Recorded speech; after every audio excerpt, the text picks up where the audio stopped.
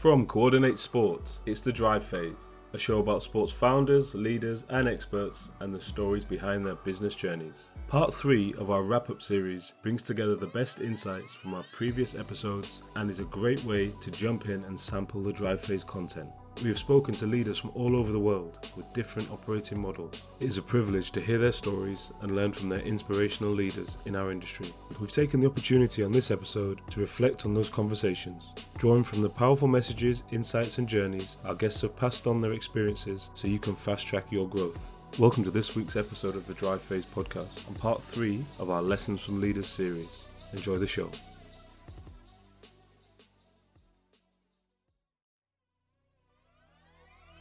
Data is key in all industries, especially when we want to prove that what we are doing is creating real change. Having the systems in place to collect and evaluate participant data is essential. Nicola Walker gives us the sported perspective on the challenge of digital transformation in our sector.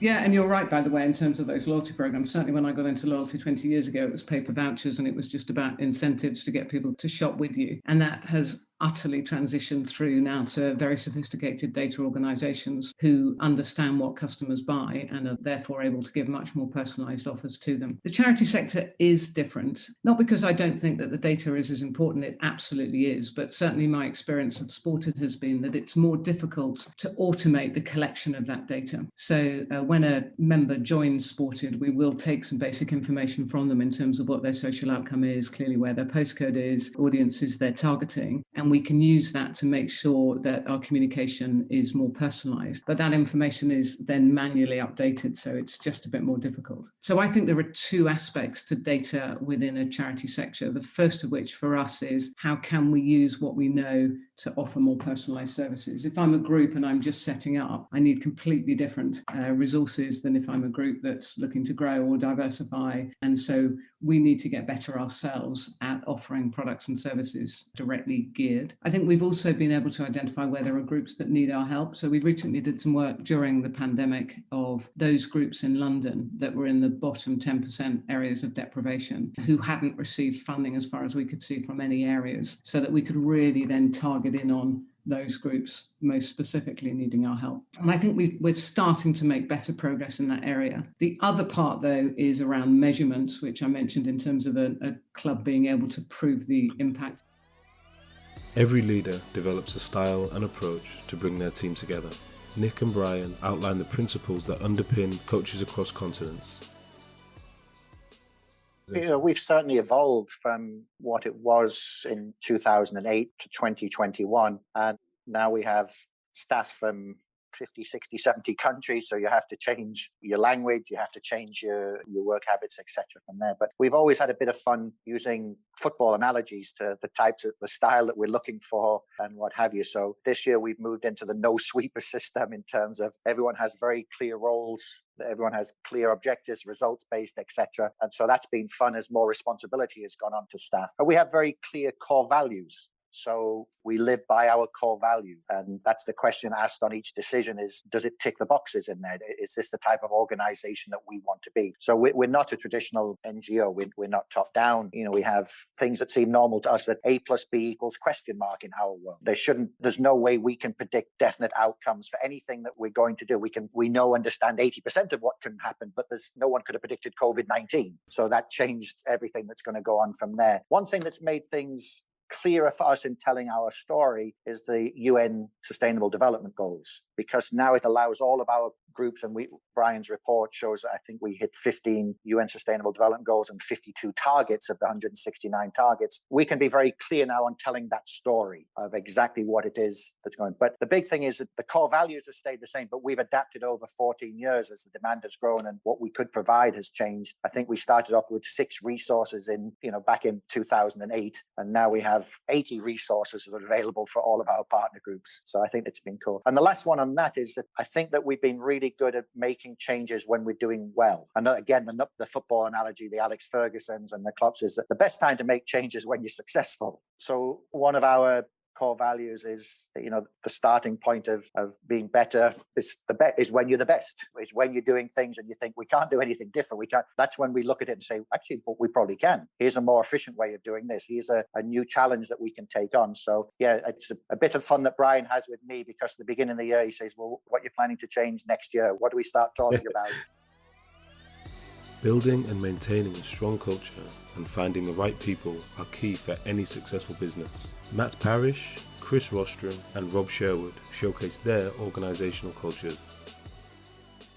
Yeah, I would say it's probably unique. I think it's one of the team did the stat, worked out the percentages. It can't be that hard to do, but it's something like 80%. So it's our leadership team is a team of 5, I suppose, including me, and the other 4 are women. So 80% female leadership team is probably not too common in football. No, it's probably pretty rare. I know foundations community programs are a bit different, but we've got a really good gender balance across the foundation and across the club to a degree, but certainly across the foundation. I think that we need to work harder at wider diversity across the foundation, but we are focused on that. We are working on it.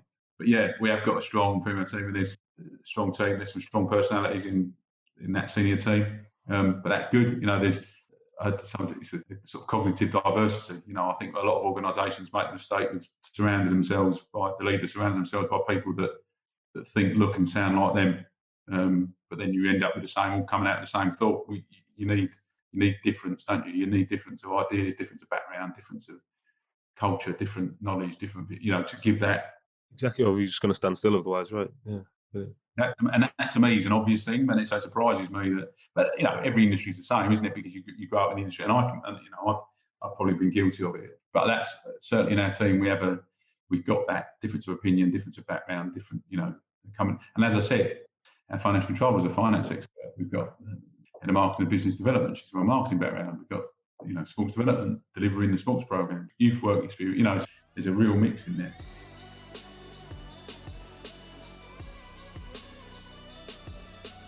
I think the key to all of this is people. I think, having good people in the right roles with clarity about what the organisation is and what we're trying to do. I really believe in this whole idea of teams and strong teams, but I think teams only work if people understand their role and they're comfortable and they can perform it well. And then I also believe in terms of giving people ownership. They're there, they've got the skills and the talent. They just need an environment where they feel comfortable to execute it. So for me, I love being part of a great team. I'm privileged to be part of the Cares team. I'm privileged to get the opportunity to lead it, but I work with some great people, and that's what makes it a success.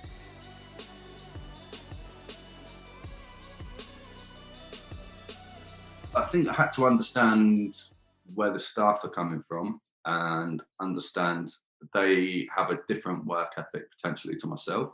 I mentioned that I message them 4 or 5 in the morning. Not that I ever crack the whip or anything like that. I'd like to think I don't. I've got to understand that people have got other things to do rather than work. So you've got to understand you're not going to get a response at that time. And trust the staff as well. Trust in the staff. That's the reason that we employ them. That's the reason that we do so long of induction period with them, that we've got to trust that they know what they're doing. And they do. Therefore, I honestly, hand on heart, say we've got some of the best staff that we've ever had. And our office team is the best office team we've ever had. And coincidentally, it's the youngest office team we've ever had. So it's putting the trust in them as well. Before, we're always, we need to get someone that's got all this experience kind of thing, which is fine.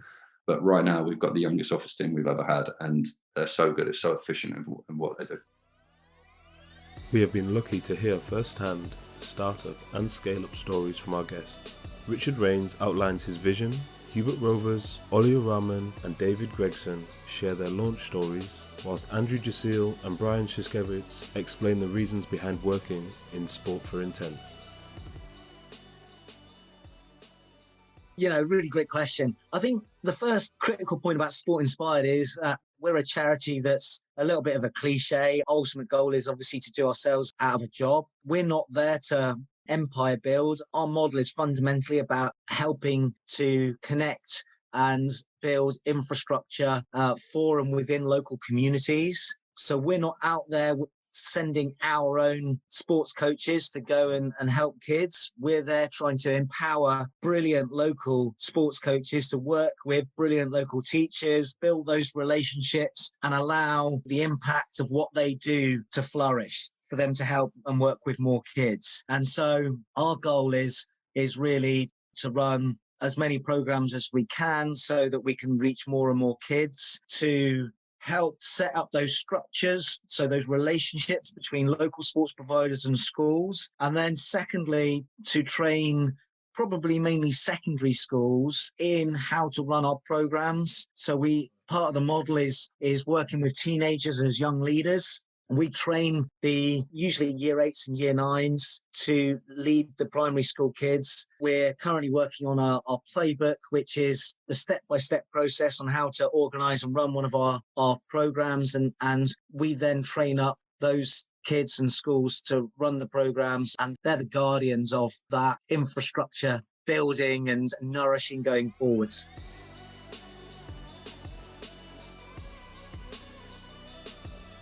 So that was the part I didn't like. So I did a step back and looked, okay, what do I want to do with my life? And then I thought, okay, that idea from 2012, perhaps that's not a bad idea to try to change the whole European football sector. And when I decided that for myself, well, the first one that I had to convince was my wife. And we had saved about 10,000 euros for a new kitchen, and said, well, I've got an idea. Instead of buying a new kitchen, I'm going to take that 10,000 euros to travel around Europe on my own, and try to convince football clubs to work together. And then, well, she was enthusiastic, of course, from the first second. Yeah, right. I was going to say, how did that go down? But no, so that took a while. But in the end, she said, well, if this is something that you really love to do, then you're allowed to use it. But I still want my kitchen, so yeah, at a time in the future. Yeah, to give you an answer on that question, we bought it last year. It still has to be it still needs to be installed, but 7 years later. But she's getting her new kitchen. But no, and we'll use that. And then I went to a number of clubs and people in the sport for development sector, also UEFA and ECA. And I asked, okay, this is my idea. I really think that this is an underdeveloped part of professional football in Europe. And what is your idea on that? And then everyone said, yeah, it's really important, but it's not on our priority list. And I said, well, if it's not on your priority list, what do you think of an organization that comes from the clubs itself as a bottom-up initiative? And then everyone basically said, well, we think it's a brilliant idea, but that's not going to happen. So that's when I decided, okay, if I then have to start the foundation, let's do it on April Fool, because everyone thought that I was mad to try it. But we started with 7 clubs 7 years ago. And just 2 months ago, we welcomed a Dutch club as the 100th member. So we're now 108 members in total, with 7 leagues and FAs as well, from 30 European countries.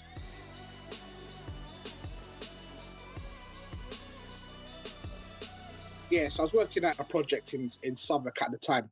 This was about 2004, 5, kind of when we was feeling a little bit the agenda was changing. You know, the government really weren't understanding what youth work was. You know, there was a recession coming and it hit hard. And I think, last thing on government mind was youth work, right? And the work that we do.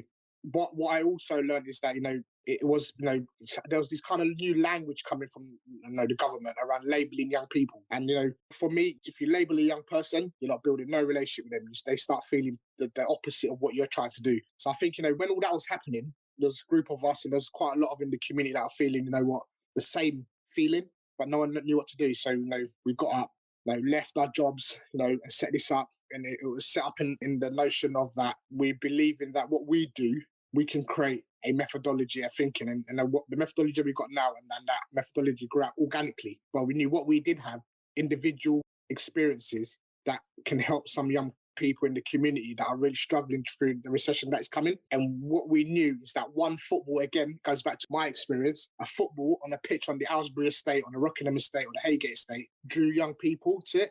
And it had no language, it had no barriers, it was just a rule to play football. And we did that, and we suddenly felt that, this is where it starts from. That relationship is there by being in the community, physically being there and creating a presence of celebrating all the communities. And we did that really well because there was not just me, there was others, there was volunteers from different communities, because we had a South American community that was growing rapidly as well. That was mainly Colombians. And then I think we wanted to make sure we incorporate everybody. We was on the Ellesmere estate where we did most of our work. There was like 68 languages spoken, right? On top of that, there was gangs that were growing out of these new thinking and ways of doing things.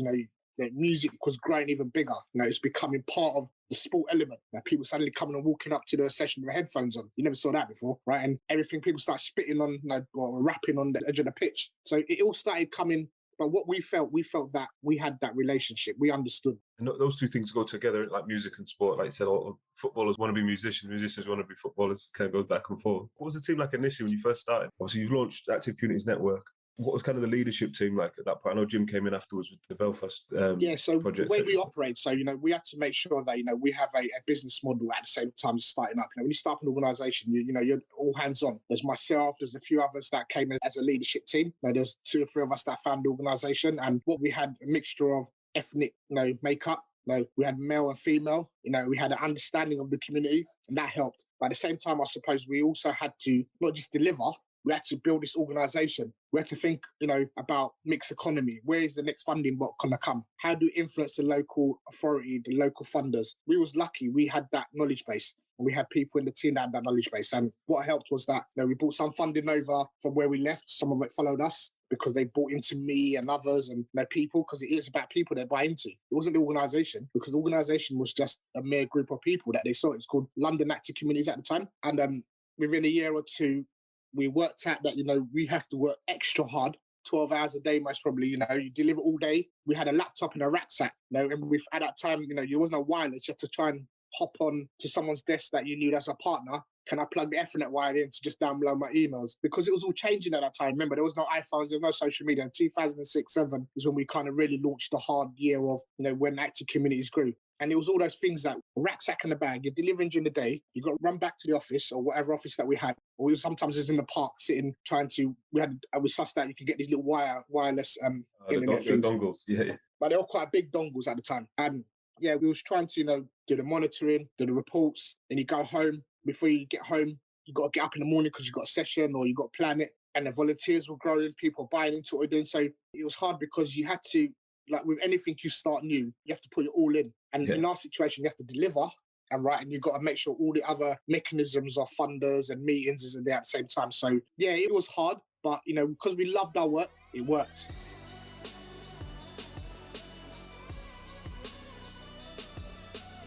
Well, that's a great question, James. So I haven't asked myself that for a very long time. So I would say that, first of all, I ended up working in North Wales for Metal Box, and I did that for nearly 3 years. It was at a time when Margaret Thatcher had just come into power. It was in the late 70s, and she was going through a very significant restructuring of the economy, notably with the coal miners. And I mention this because it meant that all of British industry at the time went onto a 3-day week, including me. I was forced onto a 3-day week. And I thought, well, gosh, I'm not sure I particularly want to be on a 3-day week for too much longer. So I decided to retrain. And I went and studied at Manchester Business School. That particular experience sowed, a bit like many of the other experiences I've had with some of the things that I've done since I'm now on the board of Manchester Business School. But I did an MBA at Manchester, and that opened my eyes to the opportunities and the interest in investing. So my first role after Manchester, it was a 2-year program, was to work for a small venture capital firm in Bristol called Dartington & Co. I then moved to London to work for a much bigger investment vehicle. And then in the early 90s, set up my own firm called Phoenix, which you referred to. I know your mission at Phoenix was slightly different based around ethical investing, if I'm right. So would you class yourselves back then as kind of the first impact investor? Does that make sense? Is that kind of what you were investing in? Or? Well, obviously impact investing didn't exist in those days. And I don't think that even Phoenix would say they were impact investors even today. However, what it does differentiate Phoenix today, and what I hope differentiated Phoenix in the way that we set it up, and it was myself and a group of colleagues who did so in the early 90s, was the way we did business. And for a sector which is renowned for being very financially motivated, quite aggressive. It has those caricatures. I hope that if people were to ask around about Phoenix, they would say there were really strong ethical values that underpin the way Phoenix does business. And actually, if you go onto the Phoenix website today, you'll see the 4 or 5 values that underpin the way that Phoenix tries to do business. That doesn't mean, nevertheless, though, that we didn't seek to make significant investment returns from the investments that we made, because we did, and we still do, because the funders who provide the money to Phoenix are financially motivated. They're pension funds, they have return requirements of their own. So I think on that point about impact, it's more about the way we did business rather than the impact that we wanted to have on the wider environment, if that makes sense. Yeah, definitely. And was that a challenge then to kind of set yourselves up in that way? I guess I might have my timings wrong, but I guess the wider landscape at that time, was that kind of the rise of hostile takeovers, etc. Was it for you to set up with a slightly different approach? Was that a big challenge for you to explain to the funders, I guess?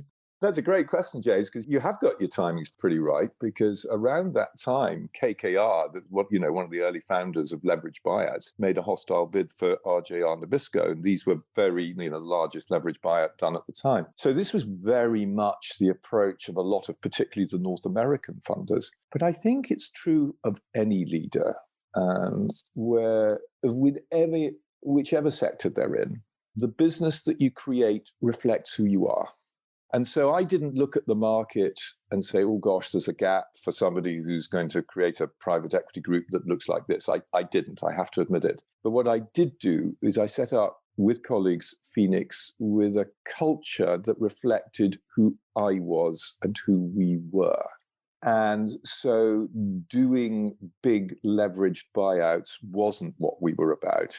However, supporting in partnership executives, great executives, industry-leading executives, to grow their business, aligning their interests with ours and making significant funds together, but doing it in a culturally ethical way. That's what we sought to do. I'd like to think that reflects all of the norms that have underpinned my career, both before and since.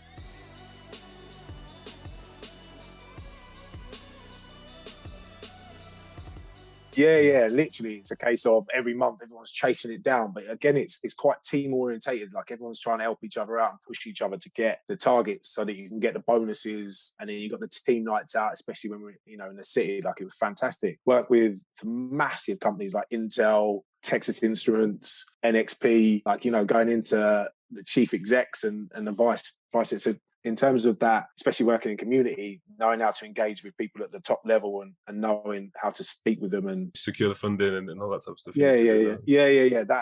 It's been invaluable. A real brilliant experience around driving for targets. Because in the city, if you don't hit your targets, you don't get money. You just get your basic. So it works really well in community. You have to hit your targets, obviously, to get funding, but it's not as ruthless. You're not going to lose out on money, but it's sort of having that experience sort of drives you and keeps you going, as well as obviously trying to make sure that you hit your targets because it's good for the community and everything else. But I guess what was the reason you went back from there back into the community? So was that a specific reason, or just an opportunity? And obviously that type of environment is really fast paced, and people get burnt out or whatever, and think I need to slow it down a little bit, etc. No, it was more. My twins were born 2.5 months premature. Right, so you go slow it down then. Yeah, when you talk about recruit, I still have this vision now. I was outside the NICU unit in Lewisham doing a call with an engineer in Texas at 11 o'clock. So this is when they've just been born premature, you're at the hospital? Yeah. 11 o'clock at night. And I was like, I can't do this properly without putting in the hours. And I need to be here. Like my wife was going back and forth and I was dropping her. And I just, I can't commit to doing these long hours with the kids and not knowing how they're getting on and everything else. And as I said, they were in there for 2.5 months. So again, spoke with Alan and he let me do some part-time work at Charlton as a BTEC tutor, which then progressed into a full-time role as a alternative education manager in a school, working with children who are at risk of being excluded. So again, jump back into Charlton, and really appreciative again for Alan being aware of my skill set and giving me an opportunity to help out.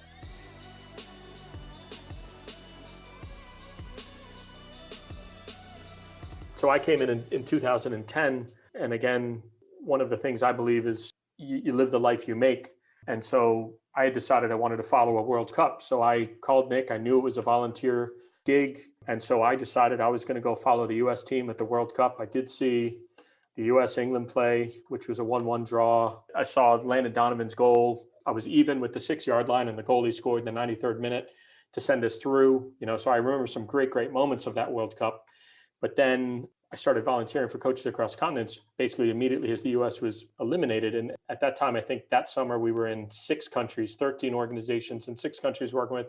But my first organization was called Whiz Kids United out of Durban, South Africa. And my first day on the job, or coming in as a volunteer, they said, "We've got semifinal tickets. Do you want to go with us?" So I got a chance. My second or third day on the job was going to go watch Spain, Germany, and it was Puyol's header in the 2010 semifinals. So yeah, I mean, after that, I was hooked. Once you have a great first week like that, you can't turn it down. So now I've been happily stuck with Coaches Across Continents, and Nick's been happily stuck with me in a role for the last 11 years or so. Leading a forward-thinking organisation doesn't come without challenges. Matt Parrish and Nicola Walker outline some of the challenges they face while leading their organisations. I think it's about scalability, actually, which is where you have that connection. It's not a quick fix. It's based on trust. Everybody is generally putting in volunteer hours. So whether it's the people running the groups, the vast majority of our groups are run by volunteers. Our own skilled volunteers are giving of their own time. So actually things can take a little while to implement. And we already have 2,600 groups, which makes us the largest network within the UK. But we think that there's probably somewhere between 100,000 and 150,000 community groups doing great work. And that just isn't being covered by anyone at scale. So then you get into the debate about whether or not it's best to deliver services on an interpersonal face-to-face basis, at which point it is very resource intensive, but it's also very local, very practical, very helpful, or to what extent you can scale that through more central services. So I think for us, we're constantly playing that balance between scale, and we would love to help more groups, and delivery and the personalization of that delivery, and how we can find a happy medium between the two.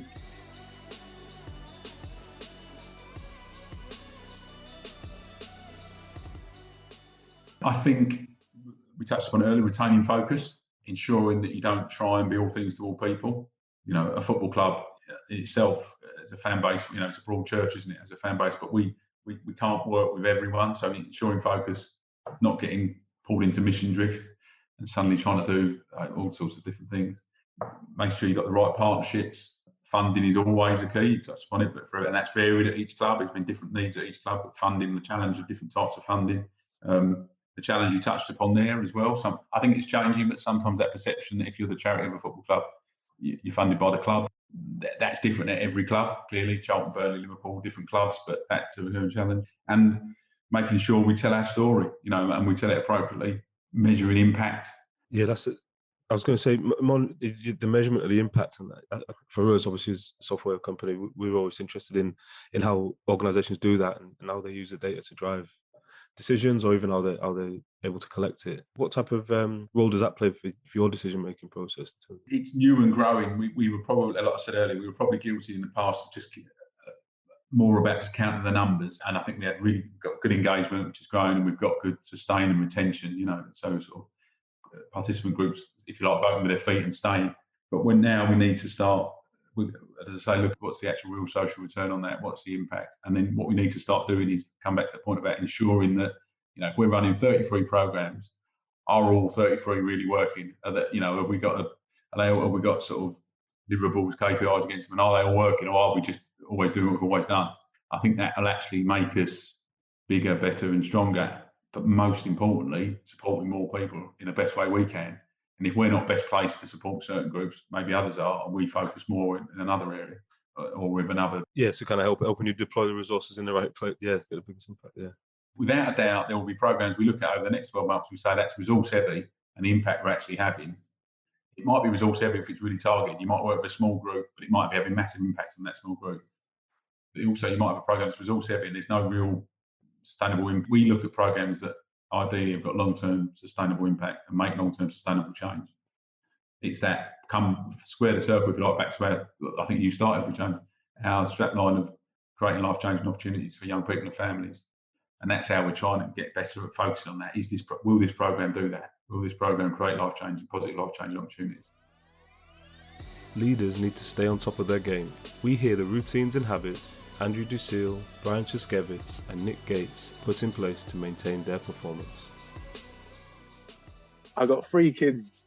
So you're up at 5 a.m. anyway, yeah? So we don't... yeah. My kids, I've got twins who are 6 and a little boy who's 4, just literally energy. So yeah, we're normally up, especially during the lockdown. We were going across the road and we were doing laps. We would get up and do laps every morning, 8 o'clock. You talk about being punctual, quite army like that. But we'd get up and we'd do like 4 laps of the sort of area and then get kicked the ball about. So I was doing that a lot during COVID. But yeah, I'm up 5 in the morning with my youngest, probably do a few work emails and then kick on with a ginger shot about 7:30 and then, into work. But I got sciatica at the beginning of lockdown. So I've been doing a lot more back stretches. Stretching. Well, everyone's getting that now, sitting at the makeshift desks or whatever you've got at home and stuff. Yeah. So, that's pretty much it. Up at 5. Ginger shot to keep me going. Ginger shot again at like 12:30 to give me that kick again. So is the ginger shot in replacement for coffee then, or is that as well as? No, the coffee sends me crazy. So it's a good tip though. I drink too much coffee, so it's a good tip. I'll try the ginger shot instead. It's good. It's so good. Yeah, we've been doing it for about the last 2 or 3 weeks, and we've noticed a massive difference just in not having to do anything else to sort of eat sweets. Or yeah, just to keep going. Yeah, just a shot. It's really, really good.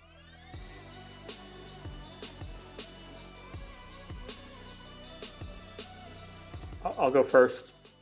I surf, and it doesn't matter that it's surfing. Like for me, anytime I get out on the water, whether it's a boat, swimming, surfing, I have to be in the moment and I don't think about anything else. And that separation helps me. And I know for a lot of people, it might be going for a long run. It might be meditation. It might be yoga. It could be taking a nap. For me, being able to completely disconnect and be in the moment on something else helps me when I do focus on work. Yeah, love that. I mean, what about you, Nick? Do you have anything that you tend to?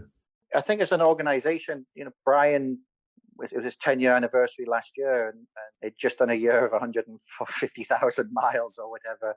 And we said, Brian, stop, 10 weeks, just go and have a break. And I think the industry we work in is so intensive. You do see some pretty horrific things. It's not an easy life when you're going into places and working with child soldiers or kids being sex trafficked or medical trafficked or whatever. And so it's very, very important. We've recognized that our senior staff have all been around for a long time now. So we work very, very hard to support emotionally and to make certain physically, mentally, they have breaks. We just enforced this year half-day Friday as a way of saying to people, because when you're working in 6 continents, a work day can go from 4 o'clock in the morning till midnight quite easily in terms of when things are coming through. So we're trying different things to keep people fresh and active from there. My big thing, the big learning thing for me was to turn off notifications. I love that one, yeah, I do the same. Because as like everybody else sees it, and when something's in there, am I going to take a look at it from there? A huge chunk, I think, having worked at the highest level in football and worked at the highest level in the NGO world, there's no comparison. The NGO world is brutally hard. We're working on life and death things. My meetings yesterday with India, the groups are generally scared in India. It's life and death. It's much worse than it was in the UK because the UK had fantastic national health services and things like that. So I think it's things we need to improve on all the time and recognize that. Society is in a state of flux. Olu Rahman and Rob Sherwood give their take on the outlook for young people coming out of the pandemic. I think there's trauma. I think there's lots of trauma with young people. Young people this year's been a huge journey. You just think what's happened in 1 year. They suddenly become very politically aware. The BLM movement, we work in high areas of deprivation and, community groups that come from minority groups. In London, we work with a huge, Afro-Caribbean community and African community. So they've had all of that, that suddenly took over. You had the myths of 5G, you had the issue around climate change. Suddenly young people are educated about a whole load of stuff that, Just on that one, I know, because you mentioned it feels like young people are angry at the moment. And then it's just, to me, I probably struggle with this personally, is like just the amount of information that you're getting every day, just like thrown at you. When I was a kid, you don't think of any of this stuff politically, but in primary school especially, you might know roughly what's going on maybe, but the level of information and detail of information, it's constantly coming at maybe that's why they're getting a bit angry with it. Absolutely, yeah. So, young people are always rebellious to society, right? Now, right? Rebellious at home with their parents, a rebellious society, and that's just young people, right? And I think what's happened in these communities, especially, is that the rebellious is really high at the moment. It's like, I don't believe what you're saying. You make no sense to me. You're shaking hands first, and then you say you can't shake hands. Now, all those scenarios that have happened, right? So you got all those kind of young people that now suddenly, this time last year, would they wash their hands for 20 seconds? Would they wear a mask? Would they, this is in the space of 12 months, this all has happened. So for us to deliver some of our stuff, we've got to think very differently. Like during the summer, we've done some outreach work and we met more parents in some of these communities down in North Peckham Estate, Brandon, all these estates they work in Southwark or Lambeth. They're crying out for support. They're crying out for that need of get my kids out to play, being at home for 6 months, they've been in front of the screen. So coming out of it, we have a plan. Re-engaging, returning to play, working with Sport England and various other funders to work out how do we do it. We want to make sure that there's a supply and demand situation. We don't have too many kids and we'll have too many kids and we don't have enough staff. Or it's all those kind of things we've got to take into account because I'm sure there's going to be a rush of kids playing football. They want to be there. So I think with all of that in mind, I think what we're trying to do is work with partners. Partners are, you cannot deliver. And, we have a good relationship. Our organisation wouldn't be about relationship. And if we don't have a relationship with from young people to the partners and local authority and funders, you can't build nothing. So relationship is very important. And I think, sport isn't it's not the being and end of our delivery. We deliver a whole wide of other kind of projects and services with partners. And I think sport is one of those tools where you can use for mass delivery, getting young people engaged, but it's the one-to-one, there's, the support mechanism, the referrals. So coming out of this, we've got to be prepared for that because we're going to expect suddenly, young people could be really angry about society even more. You lot all liars, you're part of this, you're part of that. So it's a norm. I ask myself some of those questions, read media and I feel, oh God, 1 minute it says that, next minute it says that. And I can't even answer some of the questions that the young people are asking me because the government says something else. So the inequality stuff is there. Definitely we're seeing that. The disparities there. We're experiencing it. I don't know the answers. I think we're still going to learn about that. And I think, our work is crucial. What area we work in these areas, Manchester, Portsmouth, Hampshire, Belfast. If you look at all those areas, they were the highest areas of where COVID-19 happened, right? Some of these estates, some of these areas. We've been working there for years. So it shows you we're in the right places where there is a need. If you look at some of the issues that funders are facing, I think they're trying to move into the space of understanding more and be not just reactive, be more proactive now, which is really good. I think that helps us as organisations. And violent crime hasn't stopped. It's gone through the roof. During the pandemic, it hasn't stopped. So there is a problem with that, with young people and gangs. So on top of all that, COVID-19 has been a huge complicity in itself.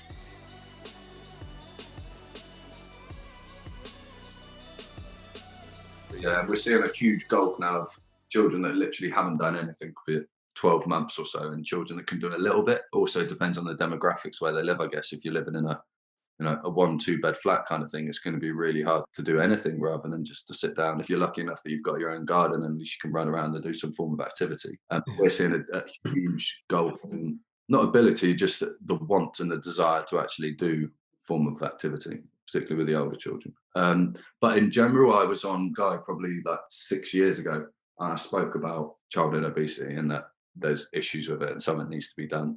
I guess that, again, I'm not a politician. I guess the government is starting to do something with regards to the HAF thing, and the PE in school sports came in after that, but more still needs to be done. There's so many things that are problems. Like if you go to a supermarket and you look at all the reduced section or the things at the end of the aisles that are always, pizza. It's like if you go in a petrol station or something, you can't move for massive bags of sugar, whatever else. The things on offer are always your pizzas and your ice creams and massive bottles of Coke kind of thing that you get in a value pack. Like stuff like that needs to be changed. I know I saw recently, I think they're stopping online adverts, aren't they, for junk food ads. I think it was just yesterday. I saw that. Yeah. Things like that are slowly helping, but then there's little things like, again, forgetting about the pandemic, but for where we were based, the grass on the field, it sounds ridiculous, but I was going out with my nephew, this is years, because he's 10 now, years ago, but we literally couldn't play football because the grass was up to his knees.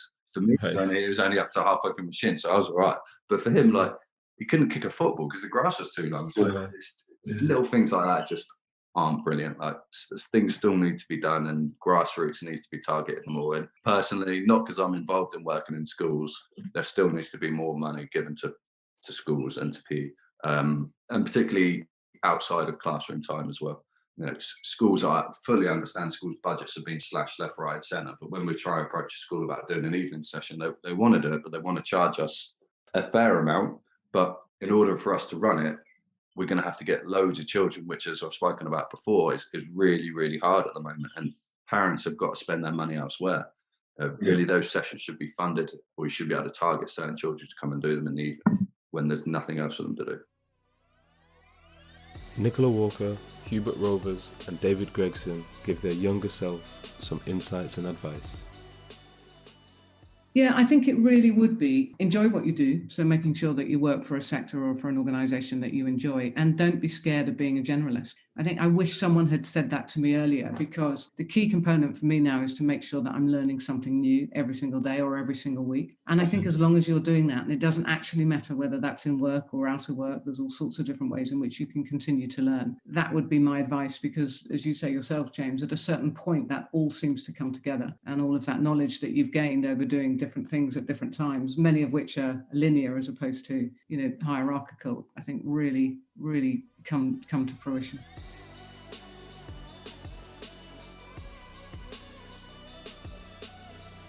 Yeah, well, this definitely is going to stay in school and get your degree.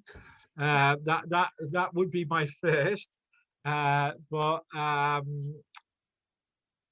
think the other one is that, where I'm at now is also true, and a follow-up of events of success and failure. So don't be afraid to make a mistake. And I've been, so I dropped out, I went into, close to bankruptcy at that time with the event organization. And that were all mistakes, but that also builds in the experience that builds your suitcase of experiences that you can use in later life. So on one side, be smart and stay in school, but also, if you do make a mistake, learn from it and invest all your time and energy in the next success or in the next activity.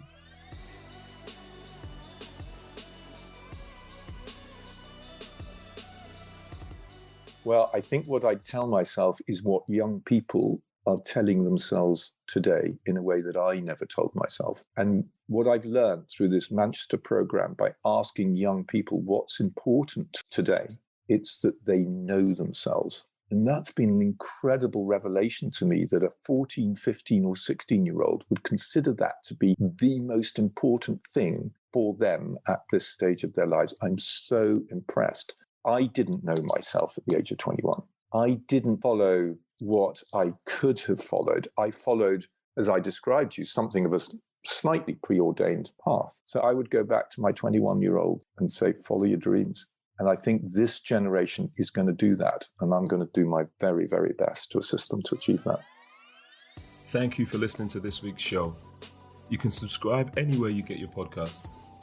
If you'd like to get in touch with us, you can write to us at dryphase.podcast@coordinate.cloud, tweet us at coordinatesport, or follow us on Instagram at coordinate_sports, or on my account at James_ventures. This episode was produced by Nancy Kwamboka, with support from Claire Goodchild and Lola Small, with special thanks to Rochelle. I'm James Moore, and you've been listening to The Drive Phase from Coordinate Sport.